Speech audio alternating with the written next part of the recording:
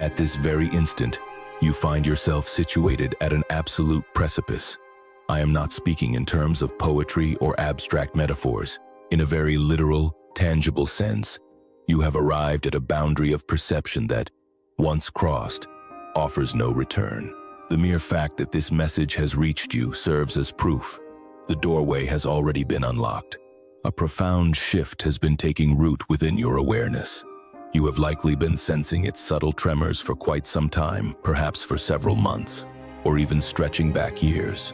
Picture yourself engaged in a casual dialogue. Suddenly, the individual speaking to you delivers a response so entirely foreseeable, so profoundly rehearsed, that it feels as though a societal algorithm generated their exact words. In that fleeting fraction of a second, it hits you. You experience a chilling, uncanny flash of clarity. It is the eerie sensation of staring directly into another person's face and comprehending that nobody is truly returning your gaze. You observe their jaw moving and hear the syllables forming, yet you intuitively detect an absolute void beneath the surface. There exists no authentic curiosity, no internal philosophical inquiry, and no vibrant spark of a soul questioning their own existence or the deeper meaning of the reality they inhabit. Then, as quickly as it arrived, the moment dissolves. You force a polite smile, you nod in agreement, you utter the socially mandated reply, and you walk away burdened by a heavy, nameless intuition. Today, however, we are going to give that intuition a name. You are stepping through a portal to fully comprehend its true nature. We are not discussing trivial internet buzzwords or superficial cultural critiques. We are examining a highly specific quantum occurrence situated at the precise crossroads of human consciousness, advanced physics, esoteric traditions, and this exact pivotal era of history you are currently navigating.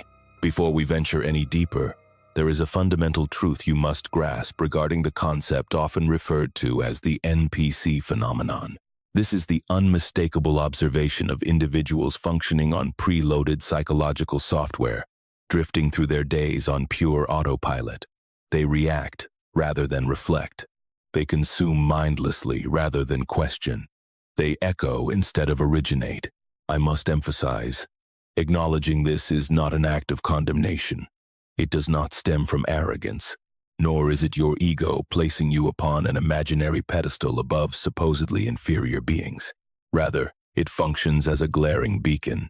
It is simply your own expanding consciousness identifying a stark mismatch in vibrational frequencies.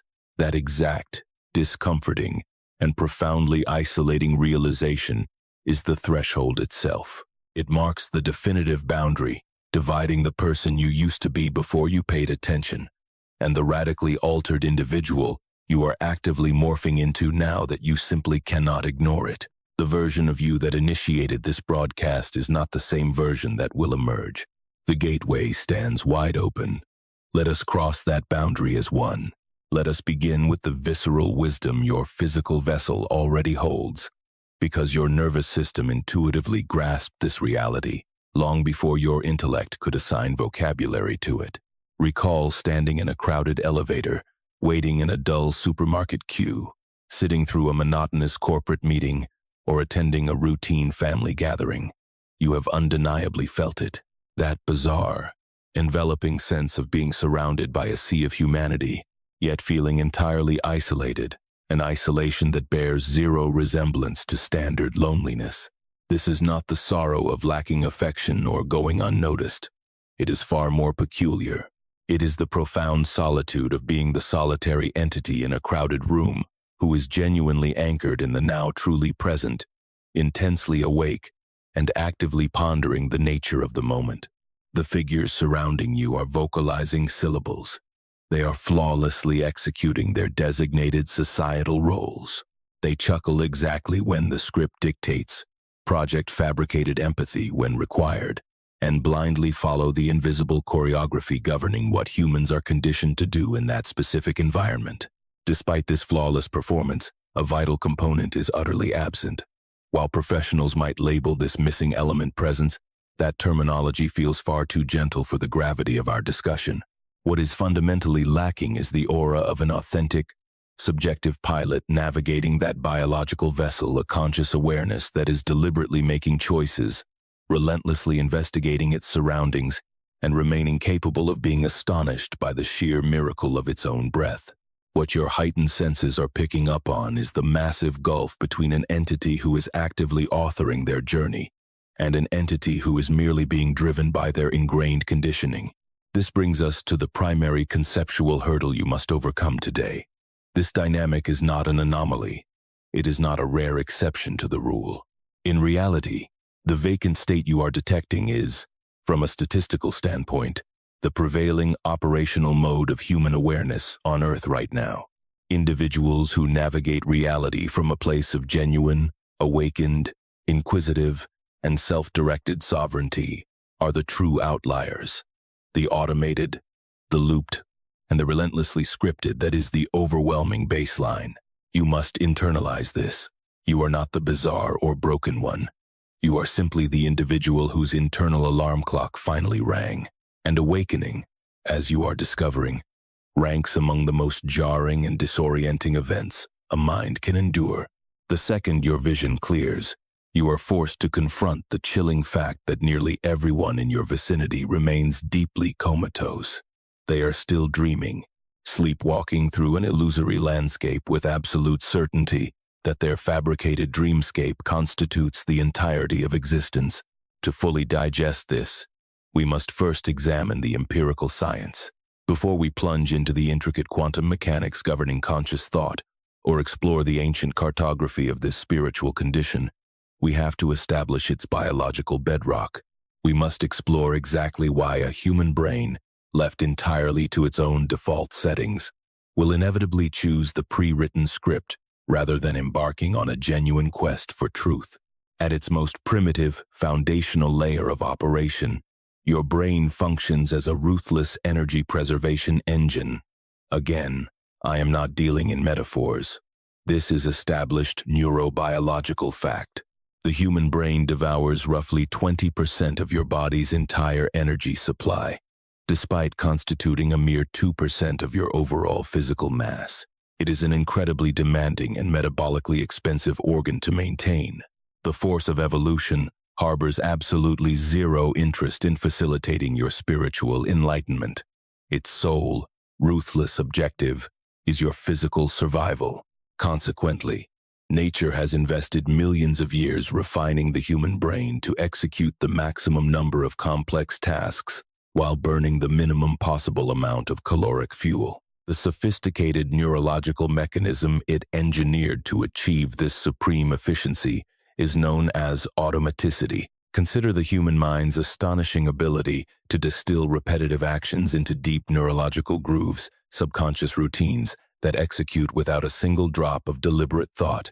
Recall the era when you first learned to operate a vehicle. Every split second demanded your absolute focus, checking the rearview mirrors, feeling the friction of the gears, constantly calculating velocity and spatial distance. It was a highly demanding, intensely conscious orchestration. Fast forward to the present, and your neural architecture has bundled that entire complex operation into a seamless background process. You arrive at your driveway and suddenly realize your awareness was entirely absent for the final 10 miles. Your higher consciousness was wandering through abstract thoughts while your internalized autopilot flawlessly navigated the physical highway. From an evolutionary standpoint, this is a masterclass in survival engineering. It liberates precious mental bandwidth so your brain can scan for authentic novelties or immediate, life-threatening dangers. However, the critical flaw, and this is the exact genesis of the phenomenon we are dissecting, is that this neurological economy does not restrict itself to operating machinery. It aggressively colonizes your very capacity to think, to form bonds, to wonder, and to simply exist.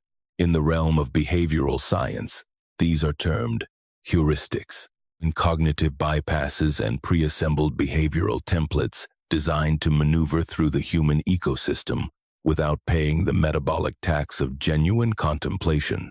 Picture a standard social encounter. Your nervous system rapidly scans the environment, aligns it with a pre-existing archetype stored in your memory banks, and automatically deploys the corresponding dialogue tree. You aren't formulating original thoughts. You certainly aren't attempting to comprehend the vast, complex inner universe of the person standing opposite you. You are merely executing lines of familiar code. Lovely weather we're having. I'm doing well. And you? Did you catch the match last night? Take care. This does not qualify as human connection. It is the collision of two biological mainframes mindlessly volleying pre-recorded audio files at one another. It is an exchange of data packets completely devoid of actual meaning, the biological equivalent of two servers pinging each other across a network just to verify they are still plugged in. Now, pay close attention to this crucial pivot. For the overwhelming majority of the global population, and I state this as a sobering statistical reality, not a metaphor, this automated looping is not confined to fleeting elevator chatter. It has infected every conceivable domain of their reality. It dictates their intimate partnerships, their professional trajectories, their philosophical frameworks, and even their silent internal monologues. The background process never disengages, simply because they were never equipped with the tools, nor provided a compelling catalyst to override the system. They haven't just utilized the programming for the sake of efficiency. They have utterly dissolved into it. The boundary separating the organic soul from the synthetic subroutine has vanished. They do not merely possess a script.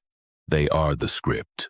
Consequently, when you cross paths with an individual trapped in this paradigm, someone whose identity has entirely synthesized with their conditioning, your system detects the anomaly. It emanates as an undeniable flatness, an eerie predictability so absolute that it borders on the uncanny. It is that unsettling realization that you could accurately speak the end of their sentences before their lips even form the words. You could chart the entire trajectory of the interaction before a single syllable is uttered, simply because you are not participating in a dynamic dialogue. You are merely bearing witness to a playback. This is the bedrock, the biological baseline of the sensation you have been carrying. But our exploration cannot end at the boundaries of neuroscience. While biology elegantly illustrates the mechanical how, it utterly fails to capture the profound why. It cannot decode the underlying meaning, nor can it elucidate why this mass automation is accelerating so aggressively in our current epoch. It fails to answer why a select few spontaneously shatter their programming while the masses remain peacefully tethered. To grasp the deeper architecture of a consciousness collapsing into code, we must pivot toward the hazy frontier where hard science bleeds into deep mystery. We must step into the arena where classical physics exhausts its textbook answers and begins asking the exact questions that esoteric scholars have harbored for millennia.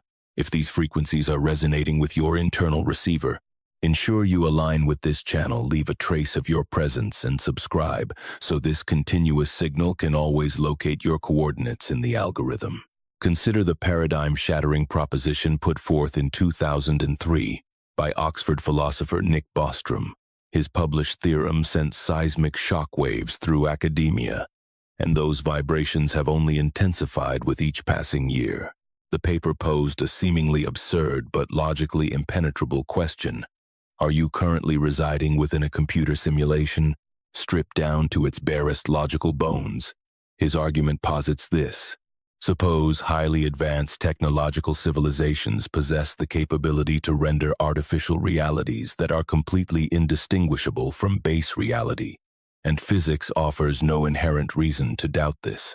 Furthermore, suppose these advanced architects possess the motive to execute millions of these simulations, whether for historical analysis, entertainment, or pure scientific curiosity. Given those two premises, the sheer volume of simulated universes would exponentially dwarf the single, original base reality.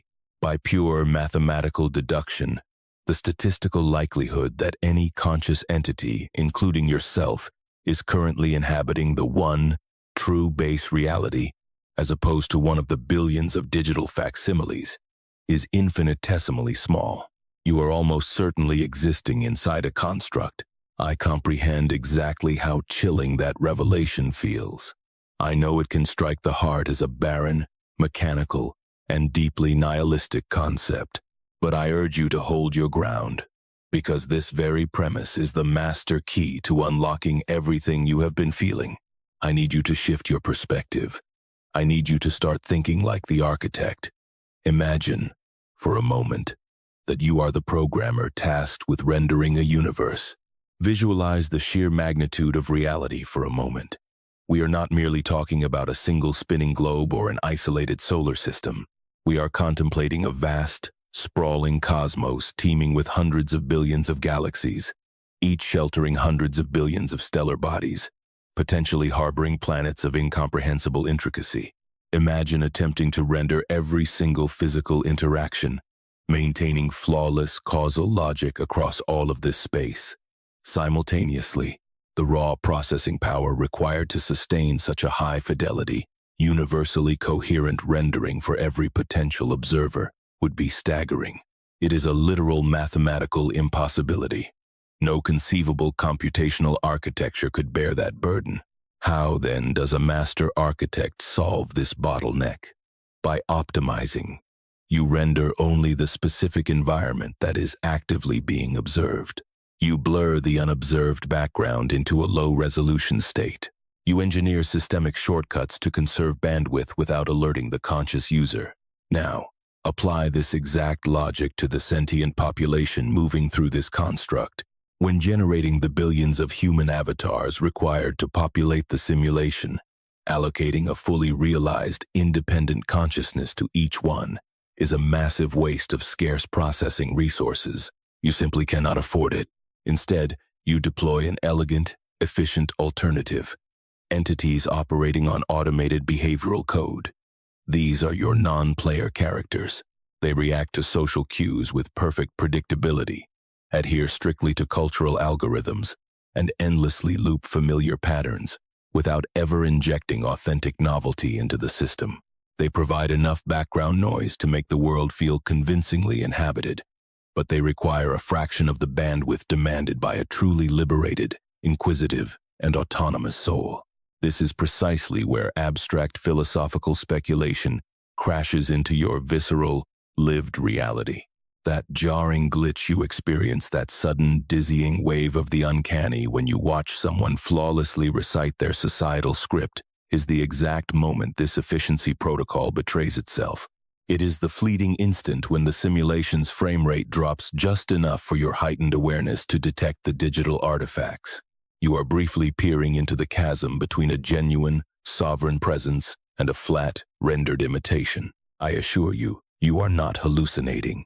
It is not a projection of an inflated ego, nor is it a judgmental superiority complex.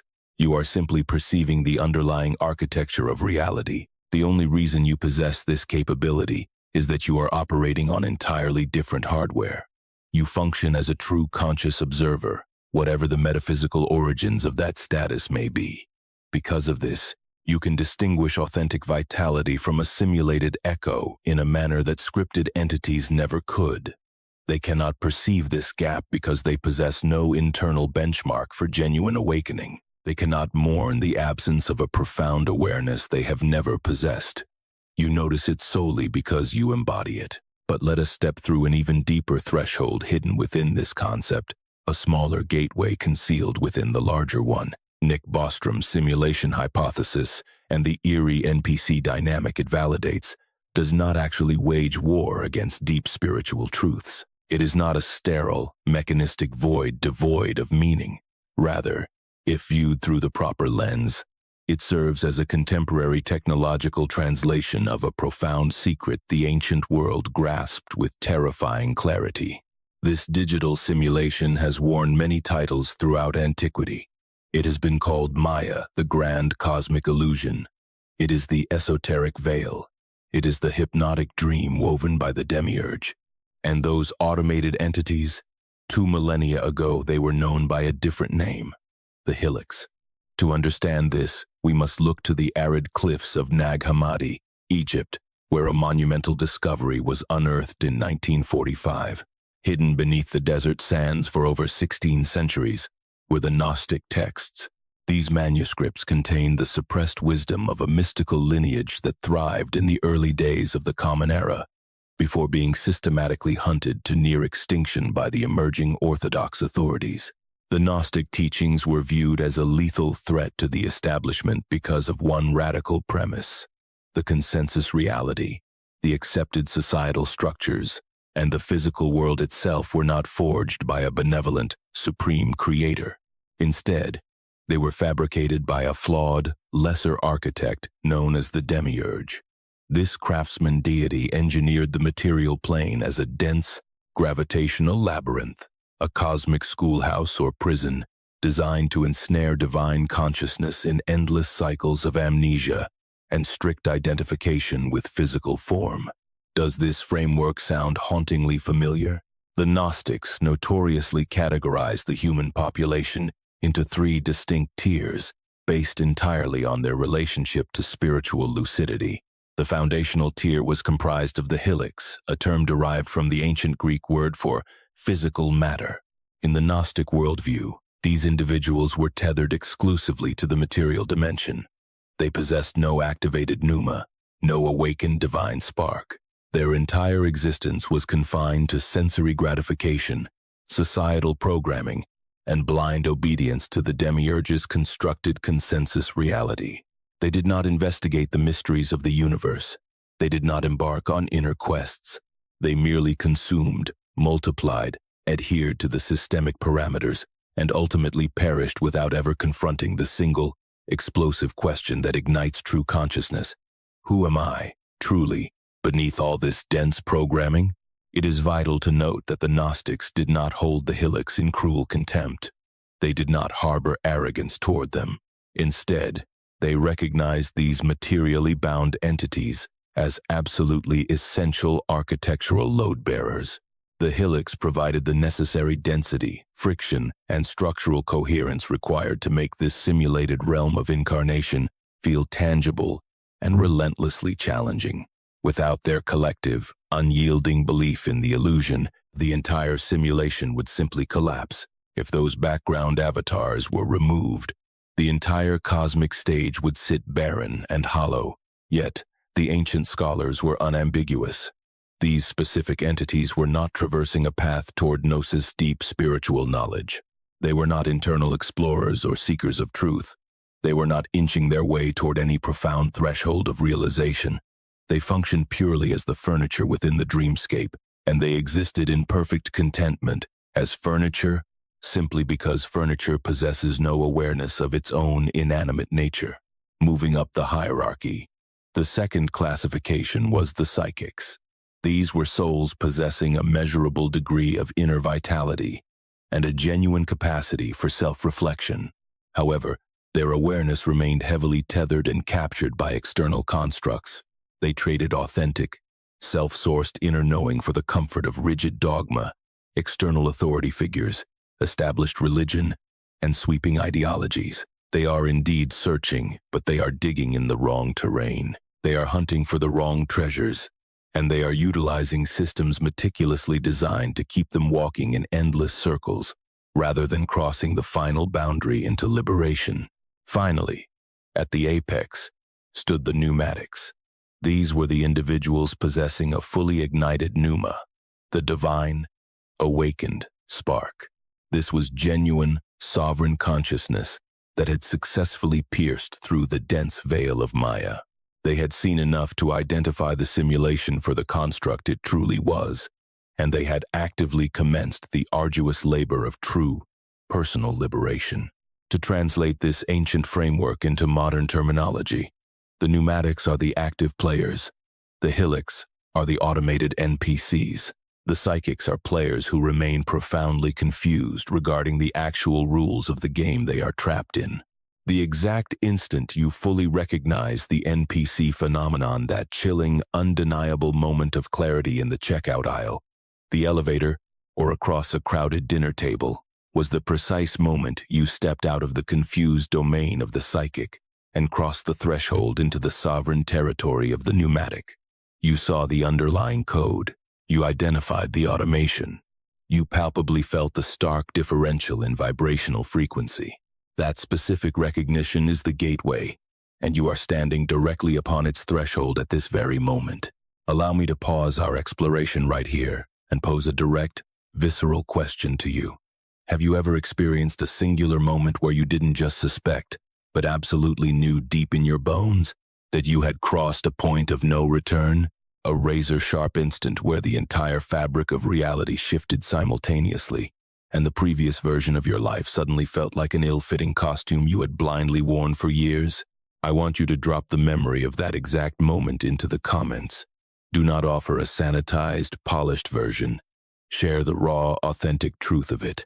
Let us plunge even deeper. The Gnostic texts provide invaluable ancient wisdom, and such historical frameworks demand serious contemplation.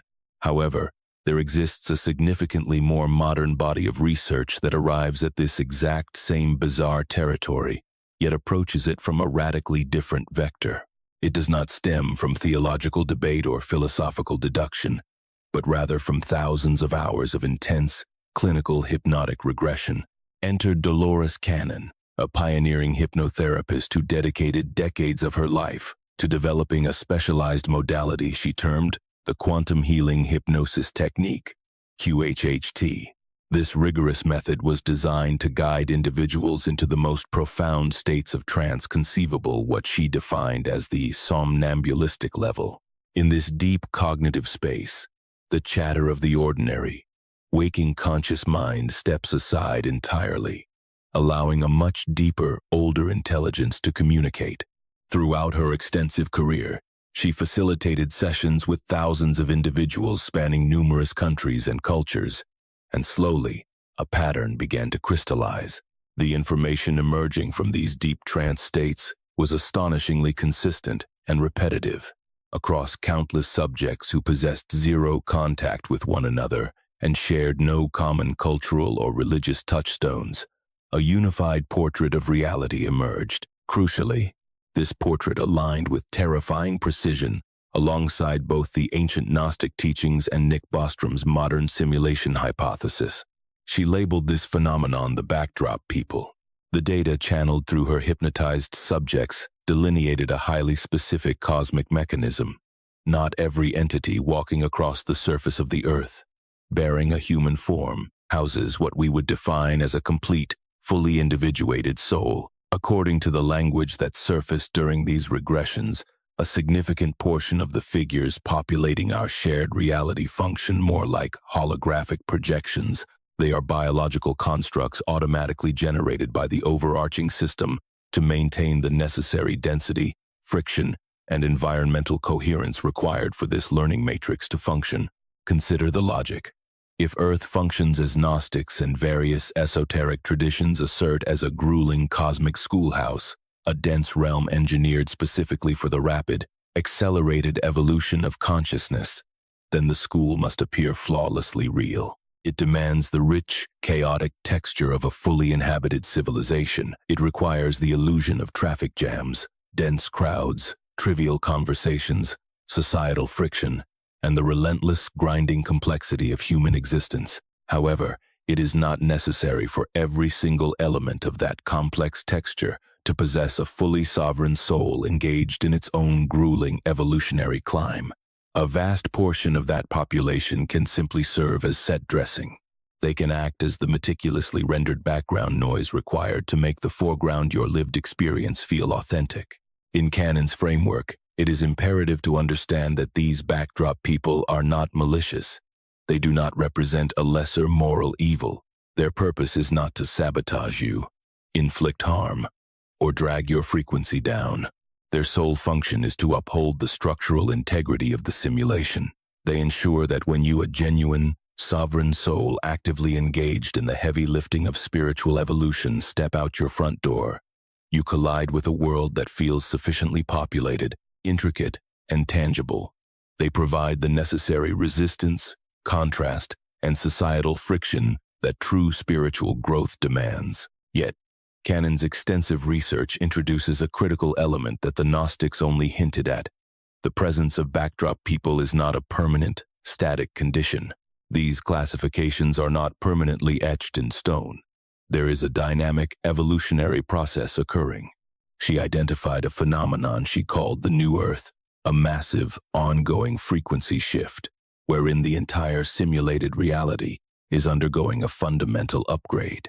The base vibrational frequency of the planet is rising, and amidst this monumental shift, some entities that previously operated merely as automated backdrop characters are, for the very first time, being seeded with genuine, awakened consciousness.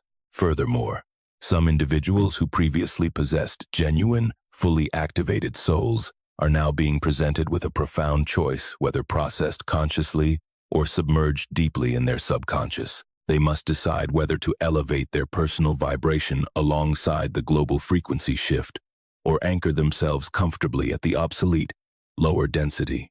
This core mechanism is precisely why the phenomenon is accelerating so aggressively in the present moment. This is exactly why you have felt this disparity with such acute, almost painful intensity over the last few years compared to any previous era of your life.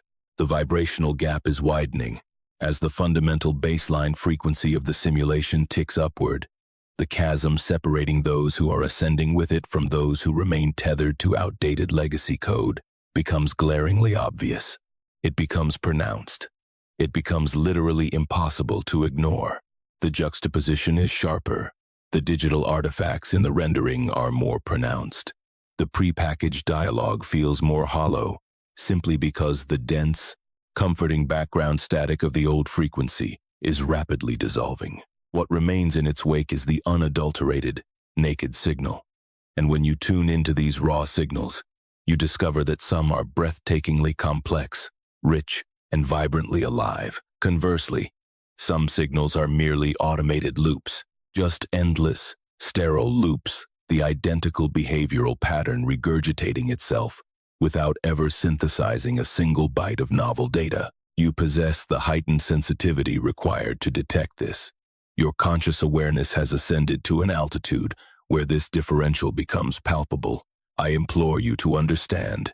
This acute sensitivity is not a curse or a heavy burden to bear. It is an extraordinary gift. It is the primary navigational instrument for your spiritual evolution. However, before we plunge into the deep waters, before we analyze the intricate quantum mechanics of state change, and dissect exactly what occurs on a subatomic level when a consciousness shatters its programming, we must pause at this very threshold. There is a vital truth that resides at the very lip of this gateway, and you must internalize it completely before stepping through. The NPC phenomenon is not a myth. The severe frequency differential is an absolute reality. The stark contrast between a sovereign, awakened consciousness and a dormant, automated entity is undeniably real. It is vast, and it serves as the defining hallmark of this specific historical juncture you are currently inhabiting. Yet, simultaneously, compassion must also remain an absolute reality. The individuals locked in their looping scripts are not your adversaries. They do not constitute roadblocks on your path. In the vast majority of cases, they are not even individuals who have consciously chosen to remain anesthetized. Most of them have simply never been granted access to the gateway. They have never tasted a single drop of genuine, unbridled presence that would equip them to mourn its absence. They lack the necessary contrast that allows you to perceive the automation for the mechanical construct it truly is. Something profound happened to you. A specific catalyst, a sudden trauma, a shattering crisis, a moment of paralyzing awe, a devastating loss, or an encounter with transcendent love violently fractured your script. It pried the programming open just enough to allow the blinding light of authentic, sovereign consciousness to rush in. That fracture, that sudden vulnerability, that raw instance of completely unscripted, terrifyingly authentic experience that is the exact gift that the majority of those you observe running on autopilot have simply not yet encountered. They are not inferior to you. They are merely traversing an earlier chapter of the timeline. They occupy a different coordinate on the same vast map, or perhaps they are charting an entirely different journey altogether. Or, as we explored, they may simply serve as the vital backdrop that allows your personal odyssey to become legible in the first place. Regardless of their specific nature, the correct response is never contempt. It is never a bloated sense of superiority. It is certainly not the icy, self-satisfied smirk of the enlightened observer gazing down upon those still ensnared in the illusion. The only appropriate, elevated response is a profound, aching tenderness, coupled with a fierce, uncompromising dedication to your own ongoing awakening. Ultimately, the most potent intervention you can offer anyone trapped within a behavioral loop is to demonstrate, through your own vibrant, living presence, that a radically different paradigm of existence is attainable. Your undeniable presence serves as the empirical proof. Your active awakening is the silent invitation they need. Now, let us delve into the realm of quantum mechanics. This is the exact intersection where archaic, esoteric wisdom and cutting-edge empirical science fuse into a framework precise enough to fundamentally alter how you navigate physical reality. Quantum mechanics, the science governing the microscopic domain, the bizarre behavior of particles and waves, and the inexplicable nature of matter at a scale where the rigid laws of classical physics completely disintegrate, has been whispering a staggering secret for nearly 100 years. It is a secret that the scientific establishment has desperately attempted to quarantine from mainstream discourse, simply because it completely detonates the foundation of a purely materialist worldview. The secret is this: consciousness is not an isolated phenomenon passively observing reality. Consciousness actively participates in the architectural construction of reality itself. Consider the infamous double-slit experiment. You are likely familiar with the premise. A subatomic particle, whether an electron or a photon, the fundamental building blocks of matter and light, is propelled toward a solid barrier containing two parallel vertical slits. When no conscious entity is observing, and no mechanical sensor is deployed to monitor which specific slit the particle traverses, the particle exhibits the properties of a waveform. Bizarrely, it passes through both slits simultaneously. It exists in a state of pure quantum superposition, a fluid condition containing multiple, simultaneous possibilities, all of them equally valid and mathematically real. None of these probabilities have yet collapsed into a singular, defined reality. Then, the parameters change. You introduce a detector. You introduce an observer, a device tasked with definitively recording the exact path the particle takes. The instant observation occurs. The probability wave collapses. The particle, which just moments prior existed as a hazy cloud of potential stretching across both pathways, instantly solidifies. It makes a definitive choice. It grounds itself. It transforms from a distributed, infinite field of potential into a singular, specific, highly localized physical object. The profound act of conscious observation collapses that hazy superposition into a singular, undeniable state of defined reality. The ramifications this holds for the true nature of human consciousness are absolutely staggering. For an entire century, mainstream physics has frantically scrambled to contain this revelation.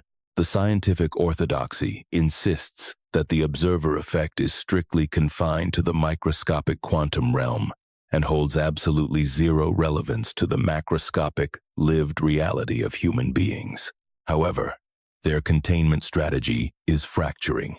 The agonizing question birthed by the double-slit experiment, what exact criteria constitute a valid observer, is a paradox that pure physics is unequipped to resolve without trespassing into the domain of philosophy. Consequently, philosophy cannot address it without diving headfirst into the mysteries of consciousness, and consciousness itself cannot be decoded without confronting the eternal question that Gnostics, Hermeticists, and every authentic mystical lineage have pondered for millennia. What is the fundamental nature of the awareness that is actively aware? Here is precisely how this advanced physics directly intersects with the NPC phenomenon, an entity operating entirely on automated mode, a mind that is completely fused with its social conditioning and runs behavioral scripts without any sovereign, witnessing presence stationed behind the wheel, is not genuinely collapsing the quantum superposition of reality. They are not observing.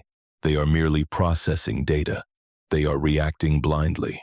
They are executing the pattern-matching algorithms covertly installed by biological mandates and societal engineering, but they are entirely devoid of the act of witnessing.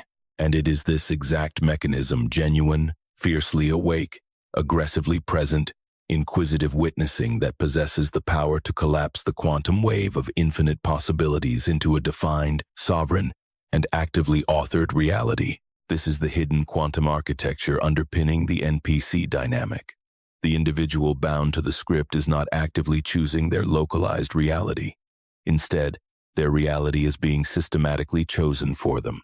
It is selected by their cultural programming, by their ingrained habits, and by the suffocating, invisible algorithms of societal consensus. They reside in a state of perpetual superposition. However, this is not superposition in the thrilling, limitless sense of infinite potential.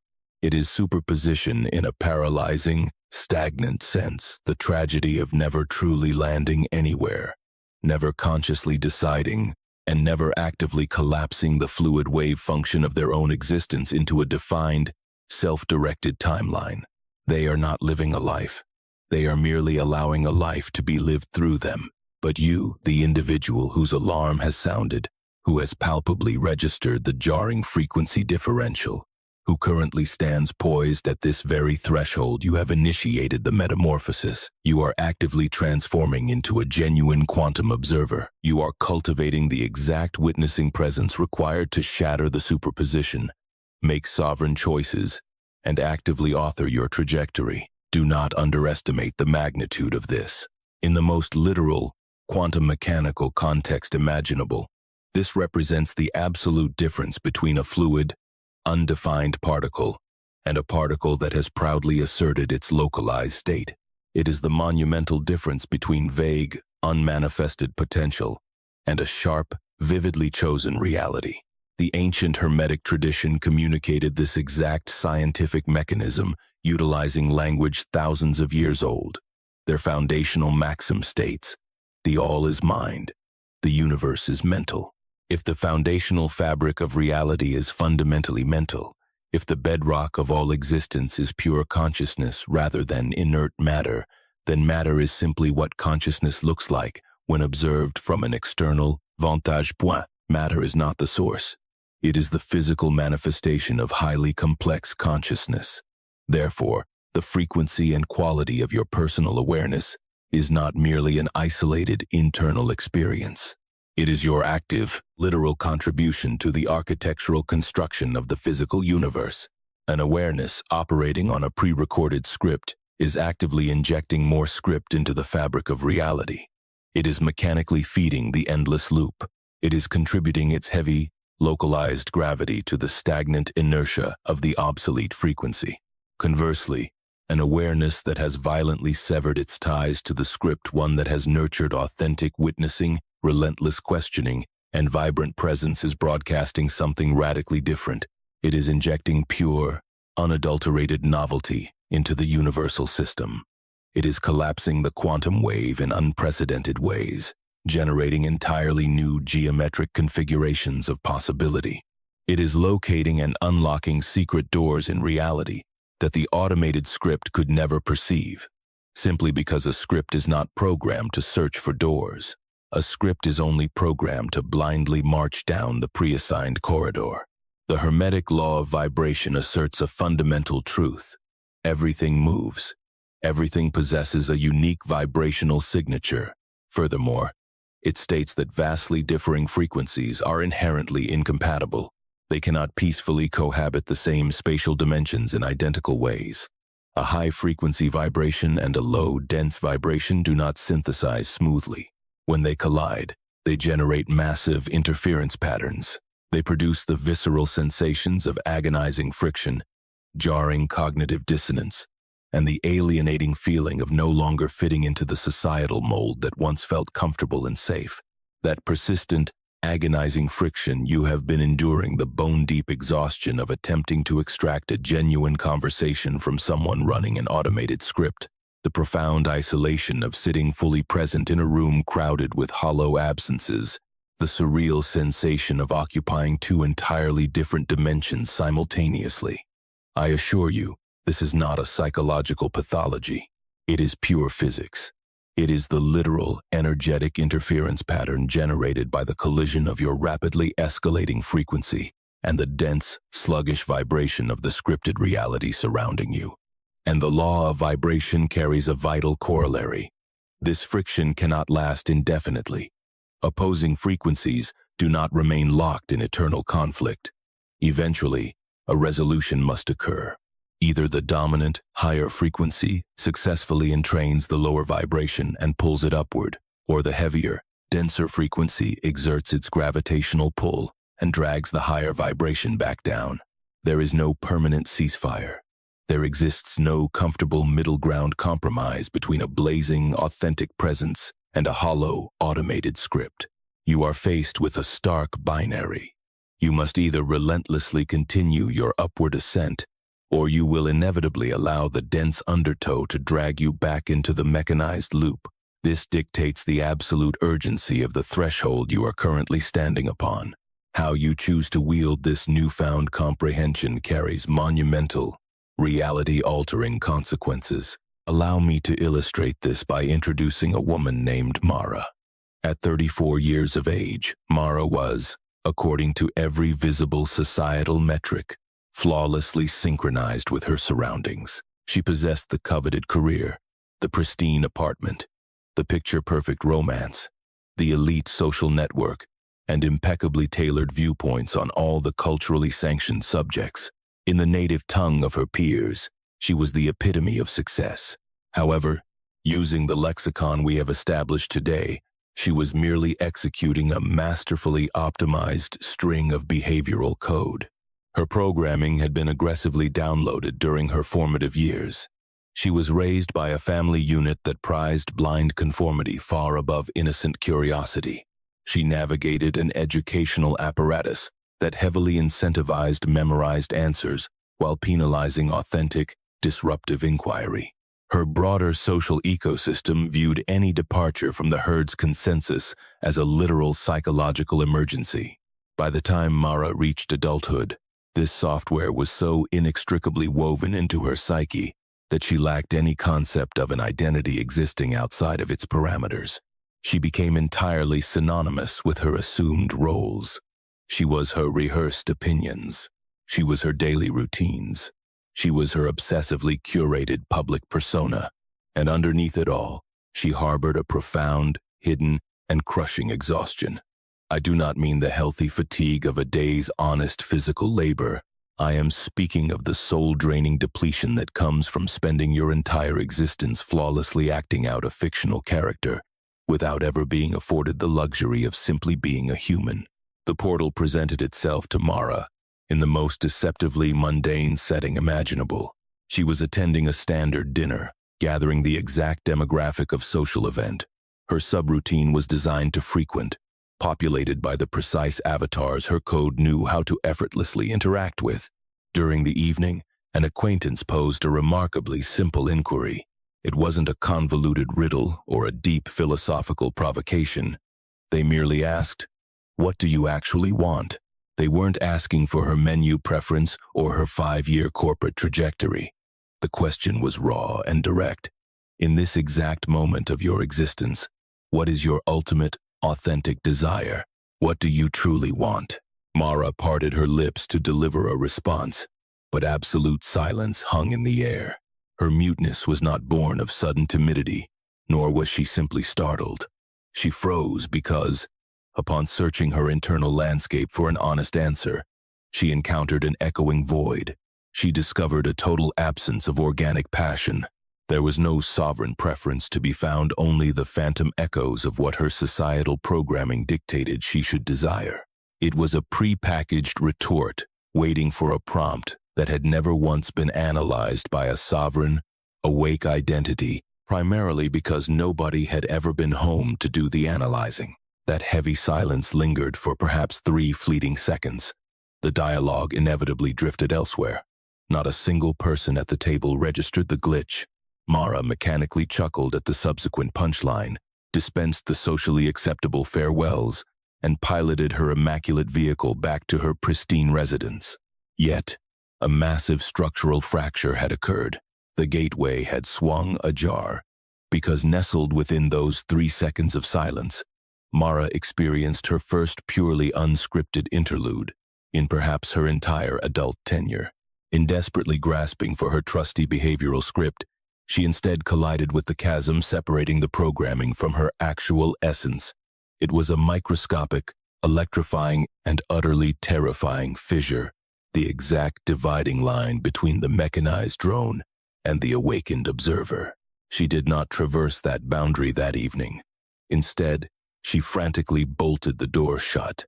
She rationalized the event, convincing herself it was mere fatigue, a bizarre psychological hiccup, or a symptom of over-intellectualizing a casual chat. She immediately executed the specific subroutine designed to rationalize and dismiss system glitches, but a portal of that magnitude never truly seals shut once unsealed. The vast emptiness she had brushed against the glaring discrepancy between the mask she wore and the dormant entity suffocating behind it lingered like a phantom limb. It widened steadily over the ensuing weeks. Her perception sharpened, illuminating patterns that had previously been invisible to her. She recognized the recursive, endlessly looping dialogues of her companions. She realized with horror that her internal monologue consisted almost entirely of regurgitated talking points harvested from her social environment. She recognized that her daily existence was not a life being lived, but a theatrical performance being stubbornly maintained. Her sleep became fractured. She would jolt awake in the dead of night, gripped by an alien sensation that defied easy categorization. It wasn't clinical anxiety, nor did it fit the profile of depression. It closely mirrored severe vertigo. Imagine the profound disorientation of an individual who suddenly comprehends they have spent decades marching blindly on an automated conveyor belt, and they have finally stepped off onto solid earth. The stationary ground feels hostile and bizarre precisely because it is the first time they have ever experienced stillness. That exact, dizzying vertigo is the very essence of the gateway. It required 8 agonizing months for Mara to formulate a vocabulary capable of describing her metamorphosis. It was an 8-month ordeal characterized by escalating psychological friction, a deepening sense of estrangement from her automated peers, and a ravenous appetite for a substance she could not yet name. Eventually, clarity arrived. It did not strike like a theatrical lightning bolt of divine revelation, nor did it manifest as a singular, cinematic epiphany. Instead, it was a slow, deliberate accretion of awareness. She was actively becoming cognizant of her own cognition. She was forging her witnessing awareness, the profound ability to step back and scrutinize her own impulses, emotional triggers, and deeply grooved habits from an objective, detached vantage point. She was finally able to observe the programming as external programming, rather than mistaking it for her core identity. She could finally identify the automated reflexes as mechanical operations, rather than falsely categorizing them as acts of free will. And from the elevated vantage point of that detached observer, the concept of authentic choice became viable for the very first time.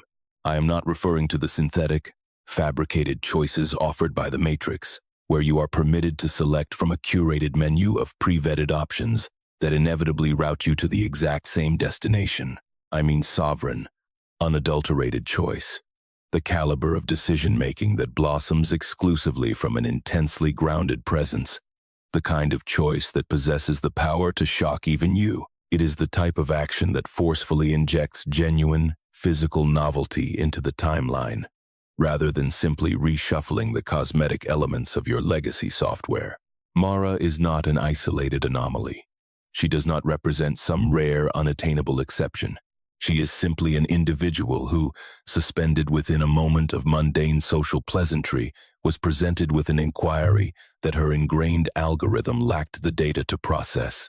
In that critical gap, she possessed enough raw honesty, or perhaps enough profound exhaustion and quiet desperation to let the heavy silence hang undisturbed, rather than rapidly plugging the void with meaningless chatter. The core inquiry remains eternally unchanged. What do you actually want? I am not asking what your conditioning insists you should desire. I am not asking what your parental figures meticulously planned for your trajectory. I am not asking what the overarching culture mandates you pursue. nor what the omniscient digital algorithms have coldly calculated you should crave based on your historical data points and consumer profile. What does the absolute, sovereign, unscripted, actively witnessing, fundamentally autonomous, you, the consciousness buried deep beneath the labyrinth of external programming, actually want? That single, piercing question acts as the gateway itself, and its doors are thrown wide open at this very second. Cast your mind back to that precarious precipice you once occupied. Recall that intense threshold moment when you acutely felt the gravitational pull of a profound truth you lacked the vocabulary to articulate. When taking a single step forward practically guaranteed that aspects of your former existence would be permanently incinerated. How did that exact realization physically register within your nervous system? Document that visceral sensation in the comments. I genuinely want to map the exact coordinates where your gateway fractured open. Now, let us transition from theory to active implementation. We are going to intentionally cross the boundary. I am going to carefully pilot you through a targeted threshold protocol. This is a highly concentrated, clinical exercise in pure witnessing. Do not mistake this for traditional meditation. We are not pursuing relaxation, and we are certainly not seeking an escape mechanism. Quite the contrary, this is the absolute antithesis of escape. This is arguably the most brutal, direct confrontation with your own fundamental awareness that the average human will ever undertake. Assume a posture that allows for sustained comfort, but I forbid you from lying down. Your objective is hyper-alertness. You must remain intensely stationed at the threshold, not gently drifting toward a semi-conscious slumber. A seated position is optimal. Anchor your feet firmly to the floor if your environment permits. Align your spine into a reasonably vertical, dignified posture. Execute 3 complete respiratory cycles. These do not need to be exaggerated or forcefully controlled breaths. Merely execute 3 deep, deliberate inhalations and exhalations where your entire focus is locked onto the tactile friction of the oxygen entering and exiting your physical vessel. You must be violently present to the physiological reality of the breath, completely abandoning any abstract intellectual thoughts about the concept of breathing. Excellent. Now, I require you to identify a highly specific dynamic occurring within you at this exact millisecond. There is an underlying entity that is actively cognizant of your breathing. There is an observer that successfully processed the audio command to take 3 breaths and subsequently monitored your biological avatar as it executed the instruction. There is a presence that is currently decoding the syntax of my words, while concurrently tracking the ambient acoustics of your environment, the pressure of the chair against your body, and the scattered, chaotic thought threads spinning in your psychological background. That specific something, the localized field of awareness that is simultaneously monitoring this entire complex web of data, that is exactly what we are going to confront right now. Do not attempt to articulate its nature. Abandon any effort to pinpoint its physical coordinates within your cranium. Do not bother assigning it a label, dissecting its mechanics, or forcing it into a preconceived philosophical box. Simply pivot your internal gaze toward it. Treat it exactly as you would orient your ear toward an unexpected noise in a dark room. Deliberately focus your raw attention directly upon the source of awareness itself, radically withdrawing your focus from the external objects that the awareness is typically observing. Hold that precise internal posture for a moment. This concentrated maneuver is unequivocally the most vital action you will execute today. Because if you maintain this specific orientation long enough, a startling revelation will occur. The core awareness itself contains absolutely zero programming. The pure awareness itself is utterly devoid of any pre-installed scripts.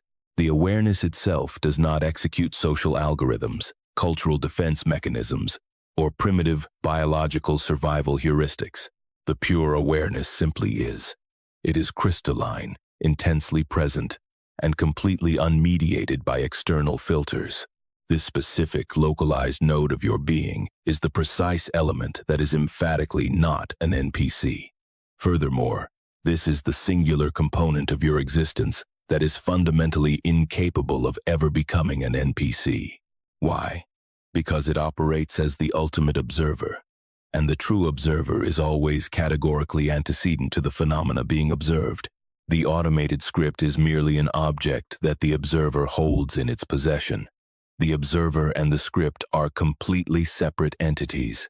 Every single line of psychological code you harbor, every deeply ingrained societal protocol, every inherited cultural assumption, every recursive thought loop, every knee-jerk emotional defense mechanism, all of these elements merely exist as objects floating within the vast, empty field of this central awareness. They are simply content.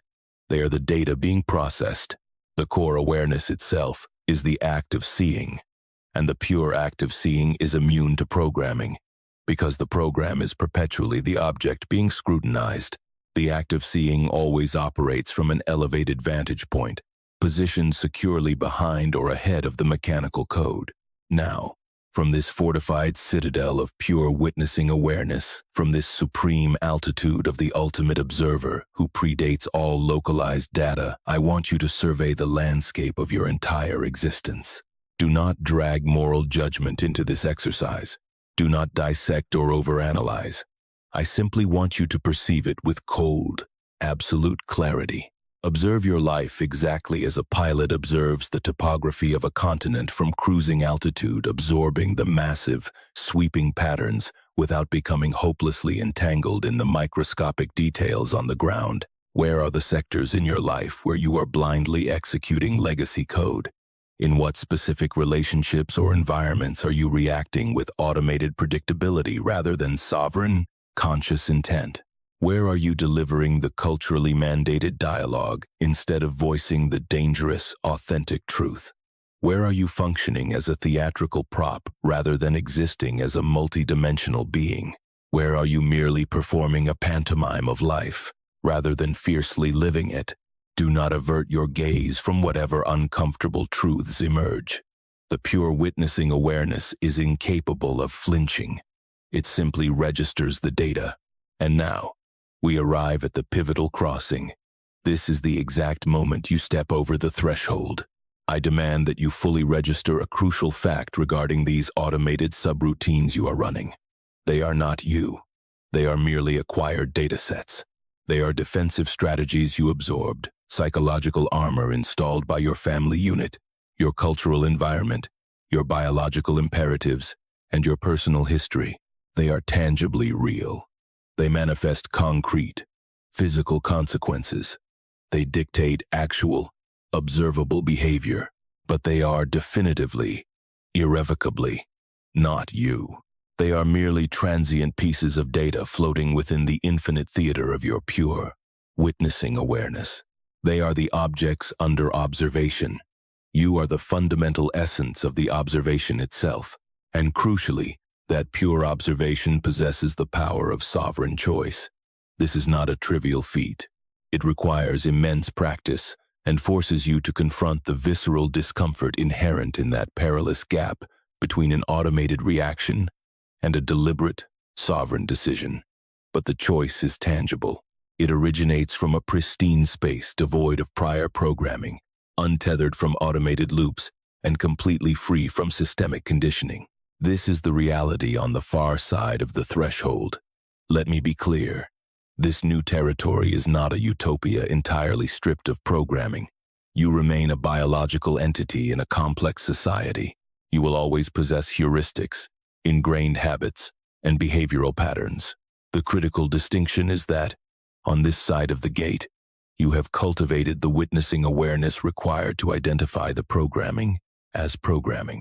You possess the sovereign authority to dictate exactly when to deploy a heuristic and when to forcibly override it. You have transitioned from being the passive output of automated algorithms to becoming the conscious author of your own reality. A specific iteration of you stood before that gateway. A completely distinct iteration now stands on the other side. We must thoroughly dissect the reality of this new territory, because it shatters almost every popular misconception regarding spiritual awakening. The far side of the threshold is not a perpetual state of euphoric bliss. It is absolutely not a state of detached, transcendent aloofness from the grit and grime of daily existence. It is not an elevated plateau where you float ethereally above the messy, heavily scripted world, casting down gaze of serene superiority.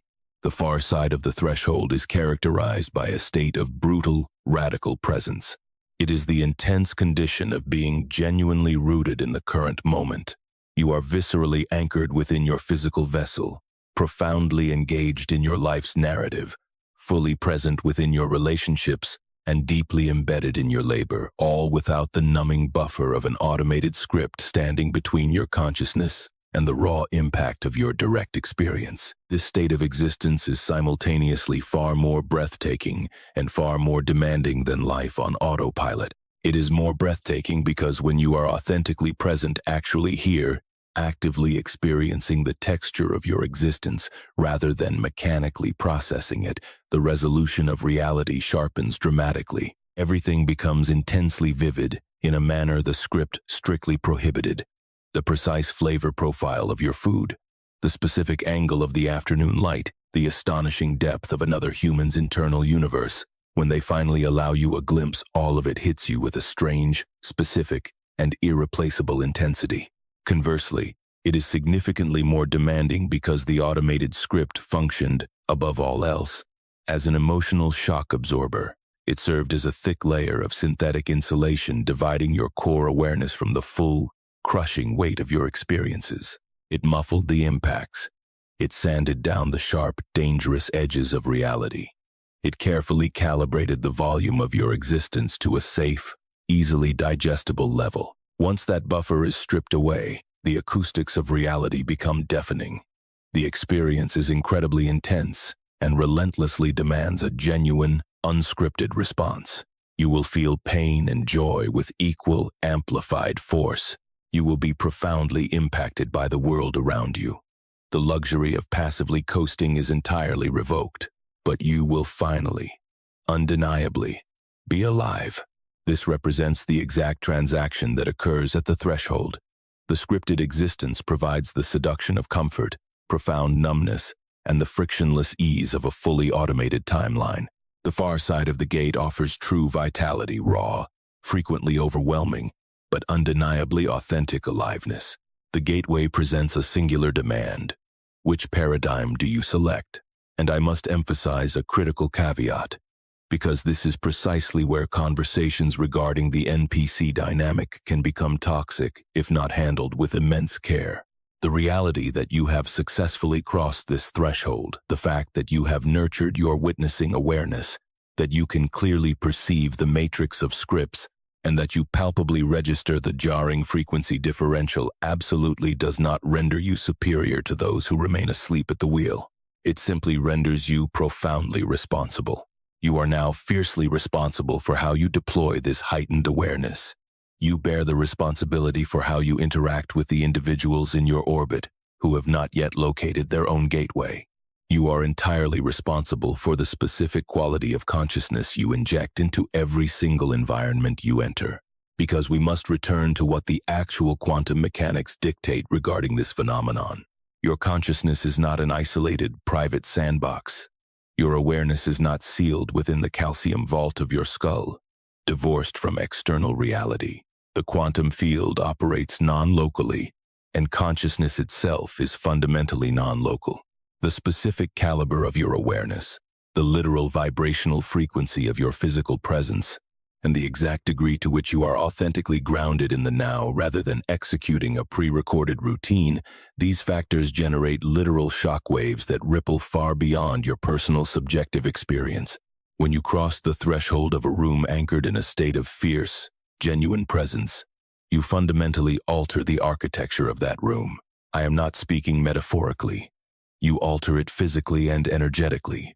The potent coherence of your awakened consciousness injects a radically different frequency into the localized field, and other conscious entities existing within that field, even those deeply submerged in their automated loops, will subconsciously detect the anomaly.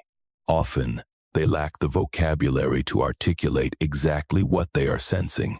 Occasionally, the sudden frequency shift triggers profound discomfort within them, but sometimes, It serves as a catalyst. Your coherent signal may unexpectedly awaken a dormant flicker within their own latent witnessing awareness. It responds to the undeniable force of your authentic presence, much like a tuning fork vibrating in sympathetic resonance with a matching acoustic frequency. Your very existence becomes an invitation. Your awakening is not a forceful demand or a harsh judgment. It is a silent, undeniable summons.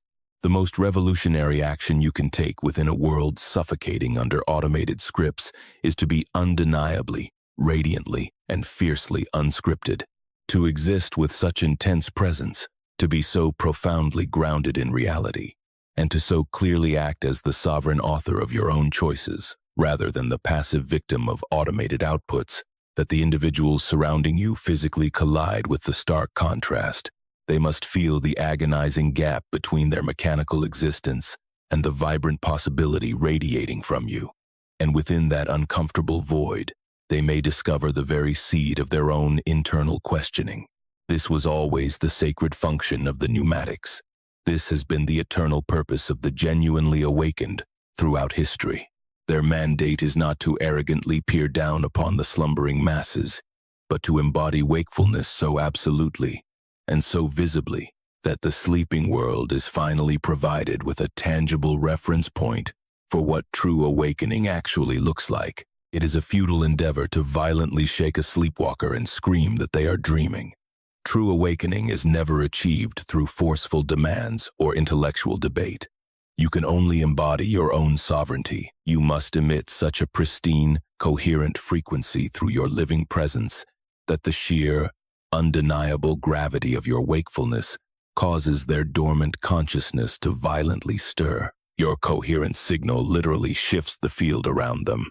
We must now transition to the gritty, practical mechanics of inhabiting the space beyond the threshold, because navigating the initial phase transition is merely the prologue.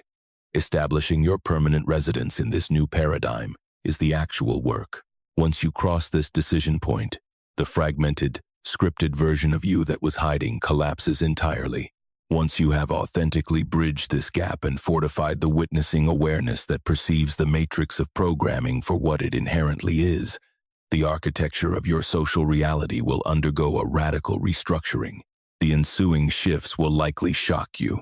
Certain bonds will plunge to breathtaking new depths, simply because an authentic, coherent presence naturally and magnetically attracts a reciprocal coherent presence. Furthermore, individuals you had previously dismissed as hopelessly automated may suddenly reveal hidden dimensions. When you project unadulterated presence into the energetic field, you construct the precise environmental conditions necessary to pull genuine encounters out of others. Conversely, other connections will inevitably wither. This rarely manifests as a theatrical explosion of painful conflict.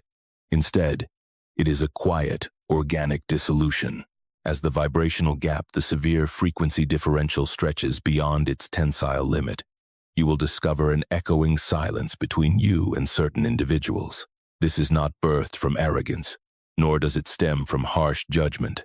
It is simple physics. The conversation literally runs out of runway. A pre-recorded script possesses absolutely zero valuable data to offer an unscripted, liberated observer, and you must make peace with this shedding. Not every relationship is designed to survive your ascension. Many of your historical bonds were nothing more than shared behavioral loops unspoken, mutual contracts to remain artificially submerged at a shallow depth, to perpetually avoid the terrifying questions, and to safely interact only as diluted, heavily edited avatars. When you finally align with your complete, sovereign architecture, those obsolete contracts instantly disintegrate. In the vacuum they leave behind, breathtaking new alliances will crystallize. You will magnetize towards other pioneers who are actively dismantling their own programming and nurturing the identical witnessing awareness that facilitates pure connection. These connections possess an electric quality completely foreign to the heavily scripted world. They are not performative pantomimes of friendship. They are the soul-shaking collisions of two conscious fields, genuinely recognizing one another, actually touching, free from the interference of synthetic code. These are the vital lifelines that will sustain your sanity on the far side of the gate. Parallel to your social restructuring, your entire methodology for processing external data will undergo a massive phase transition. While enslaved by the loop, your attention was heavily fragmented. You passively absorbed media exactly as the system dictated as a reactive, thoughtless consumer. You permitted hostile algorithms to hijack your awareness, blindly trusting them to dictate the sequence, emotional tenor, and volume of your inputs. You endlessly scrolled through the curated, hollow performances of others, swallowing data without a shred of critical discernment. Upon claiming your sovereignty on the far side of the gate, you mutate into a radically different architect of your own mind. You wield your focus as a precision instrument. You become fiercely selective and highly intentional. You understand that human attention is, in itself, a profoundly powerful signal, and you refuse to let an artificial algorithm fracture it. You recognize the terrifying truth: the data you allow into your psychological ecosystem literally constructs the geometry of your consciousness. The external information matrix is just another sophisticated form of programming, deliberately engineered to farm your reactive emotions to keep you endlessly scrolling, rather than facilitating your internal growth or prompting the deep insights that might inspire you to shatter the screen and actually live. The sovereign, unscripted mind curates its inputs with surgical precision. This is not done out of fear or close-mindedness, but from the unshakable comprehension that your awareness is molded by whatever it chooses to attend to. Controlling your attention is arguably the most consequential choice you will ever make. This is the absolute definition of refusing to play the role of an NPC within your own digital ecosystem. Finally, we arrive at the most treacherous terrain of all, the vast, uncharted landscape of your own inner universe. One of the primary, covert functions of the automated script was to serve as an impenetrable shield against your own internal silence. The relentless busyness, the addiction to synthetic distractions, the neurotic reflex to grab a glowing screen the second a quiet moment threatens. These are the desperate, flailing defense mechanisms of the programming. They are deployed to prevent the single event the script fears most: an unmediated, coherent encounter with your authentic self. Because in the blinding light of pure self-encounter stripped of social performance, habitual thought loops, and digital anesthesia, the script is vaporized. The agonizing gap between the genuine you and the counterfeit persona you have been broadcasting becomes fatal to the illusion. The tragic reality is that the vast majority of humanity will perish without ever experiencing this raw internal collision.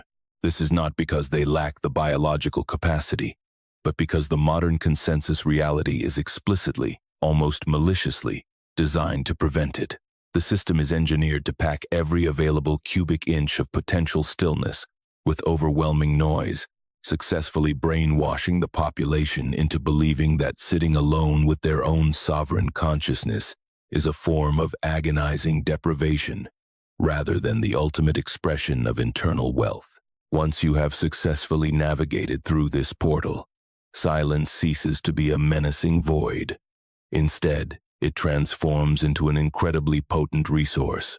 The vast, uncharted expanses of your internal universe become an endless source of fascination, rather than a terrifying, empty abyss. The profound quest to uncover your authentic essence, the sovereign entity buried deep beneath layers of societal coding, familial expectations, and historical baggage, shifts from being a deeply intimidating ordeal into the most captivating exploration you could ever undertake. You begin the vital, deliberate work of transitioning from a fragmented, automated state of being into one of profound internal coherence. For all its eerie dissonance and unsettling implications, this is the ultimate, hidden gift buried within the NPC dynamic. The jarring disparity between the mechanically automated and the vibrantly awake serves as much more than just a bleak sociological critique. It functions as a flawless, highly polished mirror. By showcasing exactly what a biological vessel looks like when true, sovereign consciousness is entirely vacated from the premises. It actively illuminates the boundaries, the power, and the sheer necessity of your own awareness. Whenever you experience that chilling flash of clarity during a heavily rehearsed social exchange, that sinking realization that you are desperately attempting to interface with a pre-recorded broadcast rather than a living soul, you must recognize it as a cosmic summons. It is an explicit, immediate invitation for you to consciously inject exactly what is lacking into that environment. It is a mandate to introduce a level of radiant, unscripted presence that no algorithmic code could ever synthesize. It is a call to exist as the absolute, living, breathing antithesis of an automated entity. However, I must issue a severe and direct warning at this exact juncture, as this heightened state of perception harbors an incredibly dangerous shadow.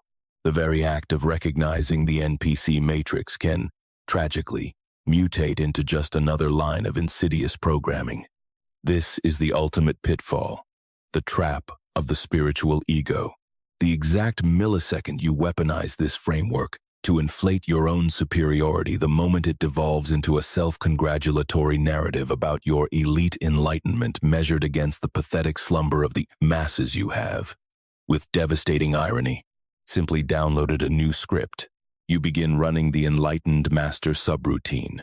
You eagerly adopt the posture of the lone visionary who has pierced the veil, cloaked in a thick aura of metaphysical arrogance.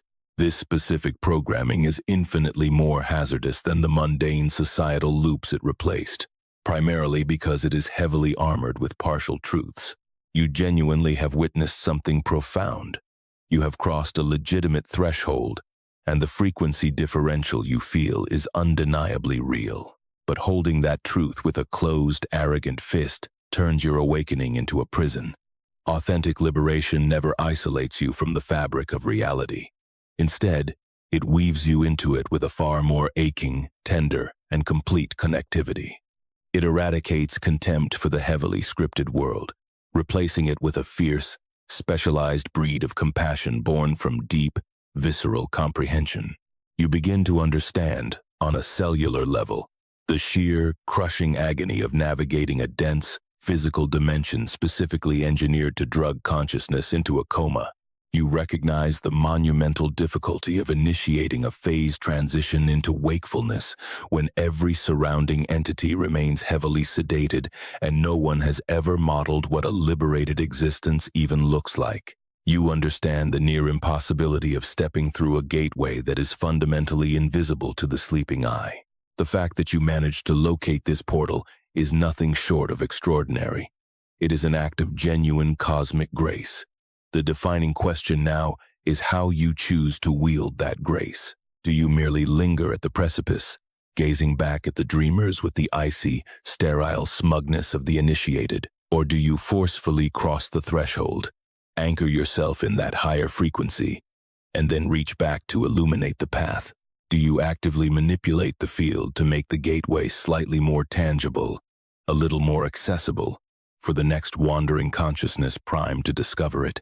This is the relentless ultimatum the threshold presents to you, not as a one-time, triumphant event, but as a daily, breathing mandate. Because passing through this portal is not a singular, permanent victory. It is a rigorous, ongoing discipline. Maintaining this witnessing awareness is not a static destination where you can comfortably park your mind for eternity.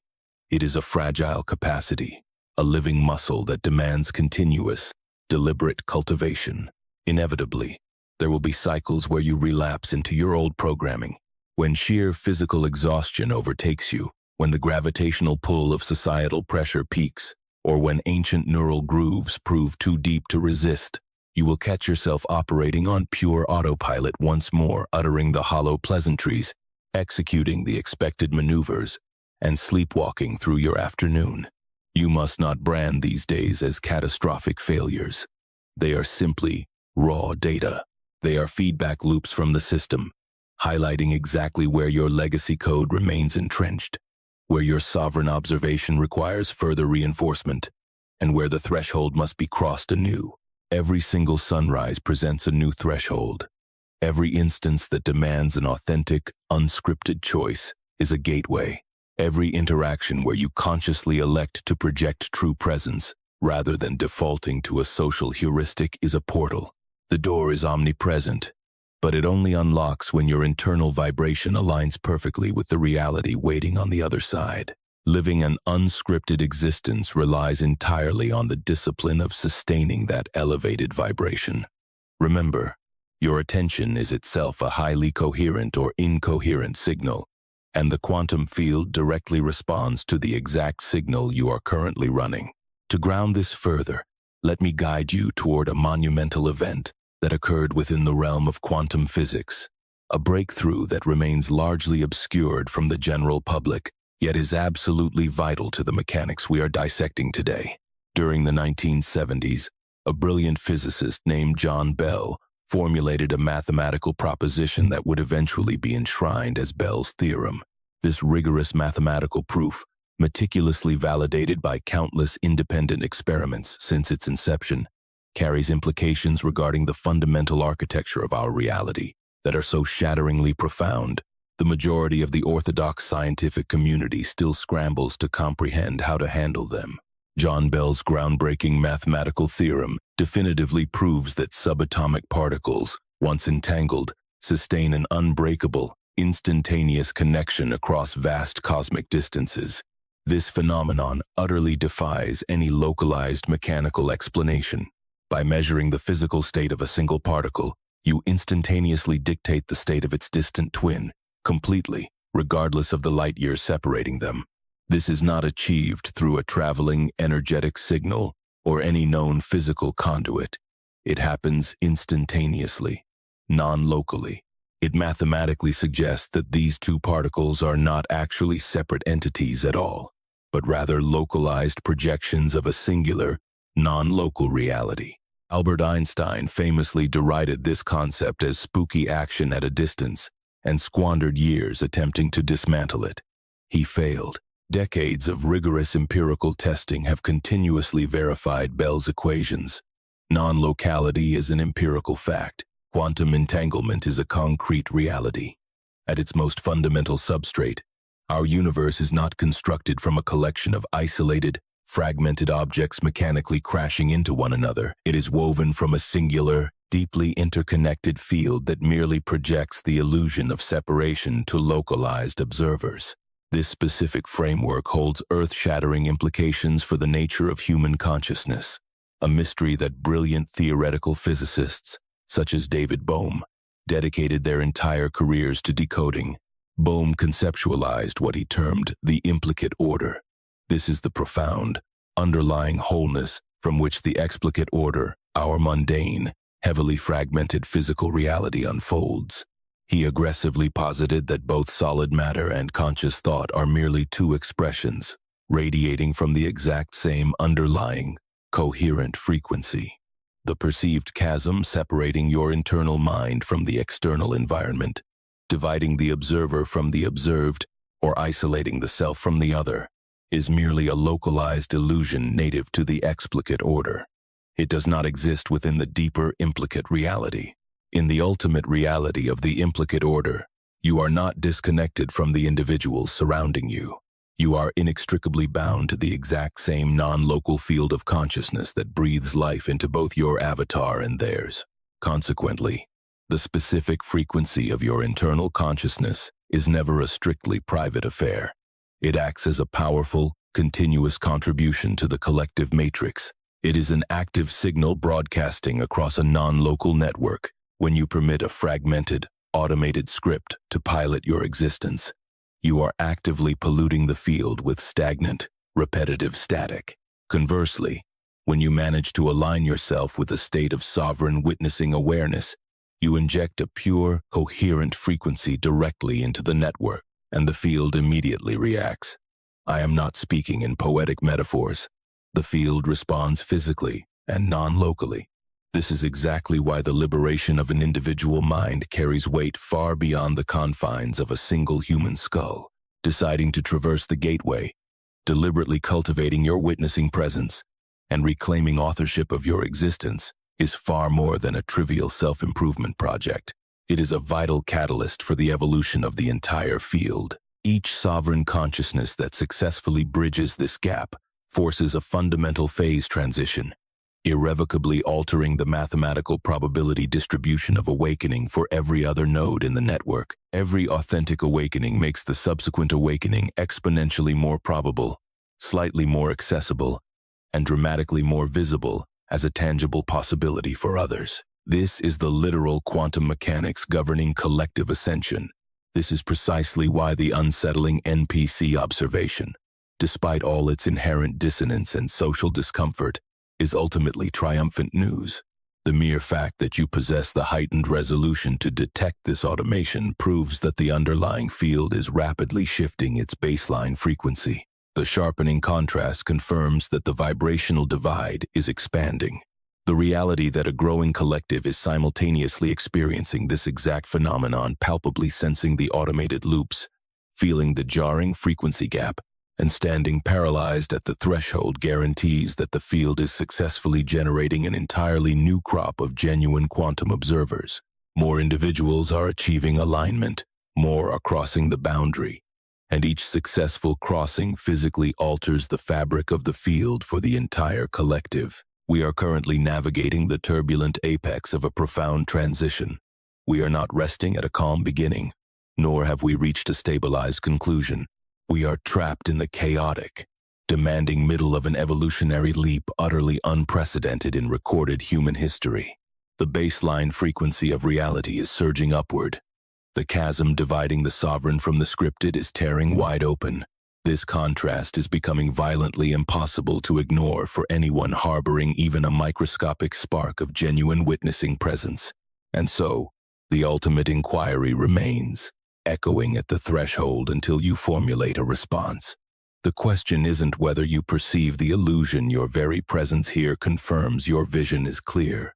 The true test is determining exactly what you will execute with that perception. Will you hoard this realization as just another piece of intellectual trivia? Will you treat it as a fascinating philosophical framework to casually dissect, share on a timeline, and ultimately discard the moment your legacy script demands your attention?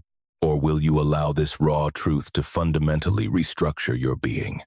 Will you permit it to initiate a total phase transition? Will you allow it to forcibly collapse the stagnant, infinite superposition of your former identity, anchoring you definitively into the coherent reality of the sovereign entity you are actively becoming? The portal stands completely open. The dilemma is never a matter of the door's existence. The sole question is whether you possess the courage to step through when the lock disengages. This precise coordinate in time is the moment, not tomorrow, not next week. After you have endlessly over-intellectualized the concept or waited for the paralyzing fear to subside, this exact, unrepeatable quantum fraction of a second is your definitive crossing point. Every agonizing ordeal you have survived was perfectly orchestrated to deliver you to this exact coordinate. The bone-deep exhaustion of synthetic interactions, the crushing isolation of sitting fully awake in rooms crowded with empty vessels, the dizzying vertigo of registering the vibrational gap, the ravenous hunger for an existence exponentially more tangible than the shallow consensus reality currently being marketed to you. Every exhausting cycle and every agonizing realization you endured was merely the runway. It was the necessary friction guiding you to this exact threshold. You have finally arrived at the gate. I must reiterate, the territory awaiting you is not a utopia of unbroken tranquility or arrogant detachment from the automated masses. It is an environment of radical, uncompromising, and intensely demanding vitality. It is a state of absolute coherence, where you finally operate as the sovereign architect of your reality. In this aligned space, your mind is genuinely your own property, not a byproduct of external subroutines. You are equipped to face the heavily scripted world armed with profound compassion instead of icy disdain. You offer undeniable presence rather than a rehearsed pantomime. You execute sovereign choices rather than firing off automated reflexes. In the most rigorous, literal sense possible, you cease to be an NPC. You refuse to be a background character in your own narrative, in the timelines of your peers, or within the overarching field of consciousness that you are perpetually feeding. This is the ultimate definition of breaking your programming. It is not about escaping the physical simulation, floating away into the ether, or peering down from an ivory tower at the sleepwalking collective. It is about anchoring yourself here, fully, terrifyingly, and unapologetically here.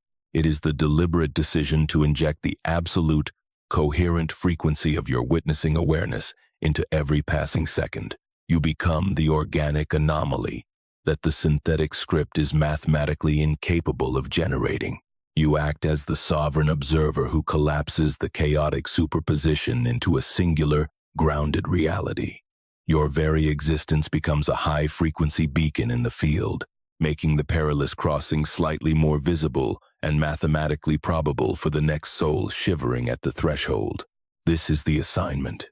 This is the daily discipline. This is your reality post-transition, and the phase transition initiates immediately.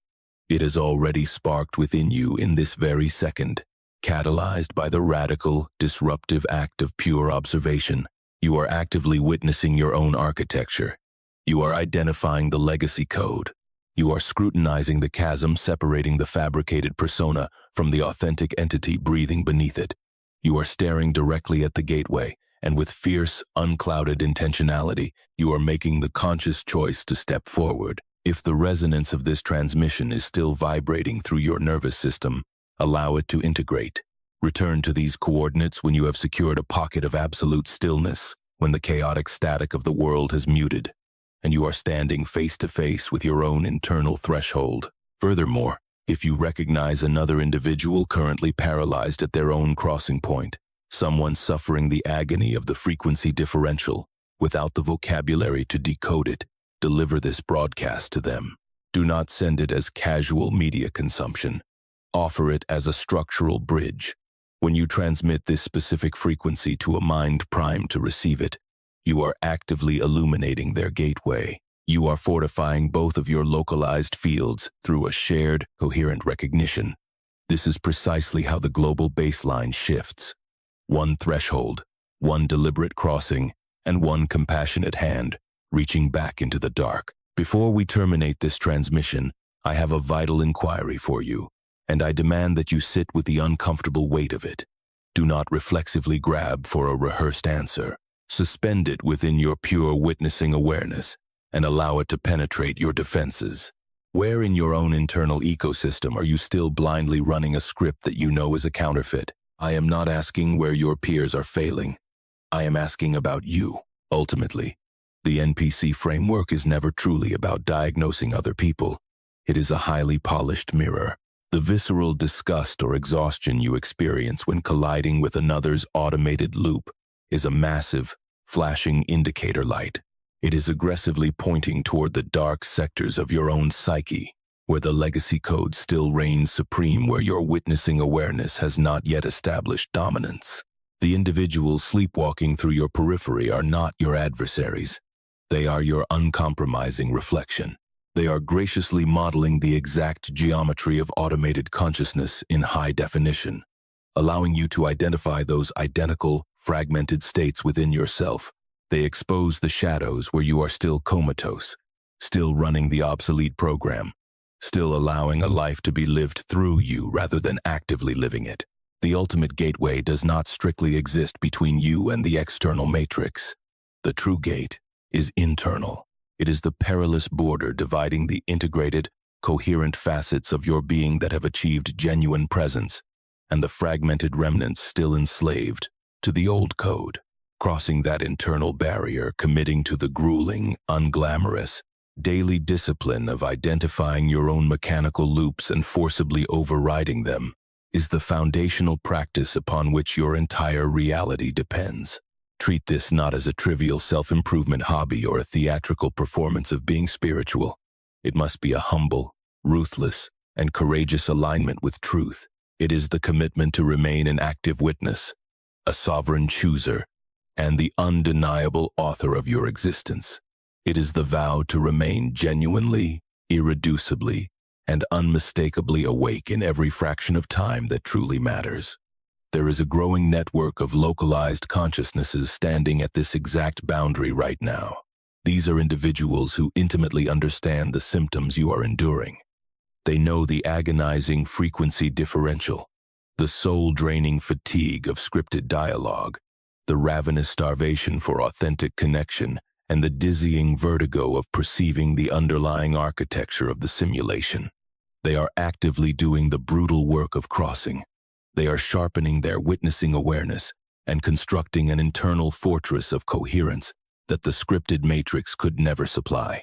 If this transmission successfully bypassed your filters today, if the concepts we decoded resonated at a frequency you instantly recognized deep within your biology, I require a signal back. Do not give me a scripted pleasantry.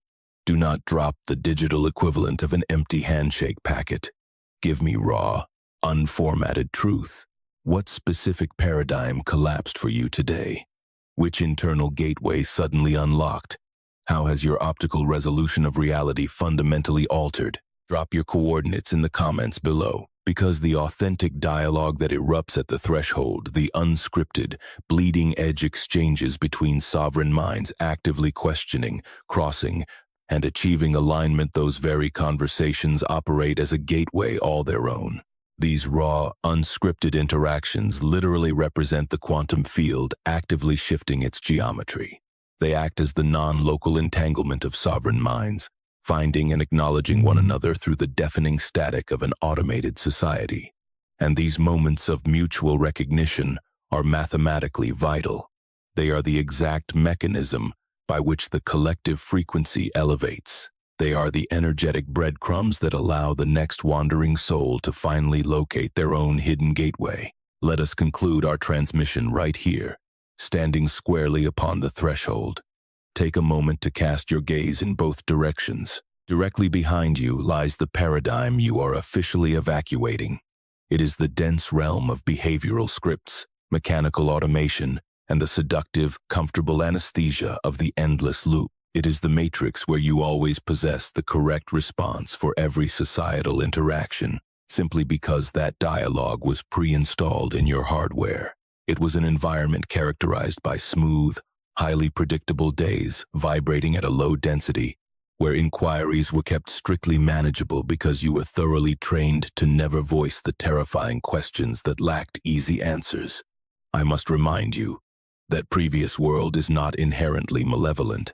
It was never a cosmic error. It functioned perfectly as an evolutionary schoolhouse. You were enrolled in its curriculum, and you successfully extracted the exact lessons your consciousness required to mature. But your tenure there has expired, and you now stand at the gate, stretching out before you. In the uncharted territory you are actively crossing into is a dimension defined by radical presence, sovereign choice, and authentic, unshielded encounters. It is the breathtaking, relentlessly demanding, and intensely luminous experience of existing as a fully awakened entity. You are entering a reality that is bizarre, staggeringly beautiful, and entirely yours to actively mold and co-create. The portal is completely open. The fragmented iteration of you that initiated this broadcast has already collapsed. A profound phase transition has occurred, not because I dictated a new truth to you, but entirely because your internal receiver vibrated in perfect resonance with the data I transmitted. True recognition is, at its core, always an act of profound self-recognition. The gateway is intricately designed so that it can only ever be unlocked from the inside, and you have made the crossing. Retreat is no longer a viable option. This is not because your former world has magically evaporated. It remains exactly where you left it. The automated loops will continue to spin indefinitely. Mechanical slumber remains the overwhelming, dominant baseline frequency of the global consensus reality. You cannot regress simply because your optical resolution has permanently upgraded. You can clearly perceive the code now, and that which is fully seen can never be unseen. Furthermore, any illusion that has been thoroughly exposed loses its power to unconsciously enslave you. You have officially assumed the mantle of the witness. You are the sovereign observer.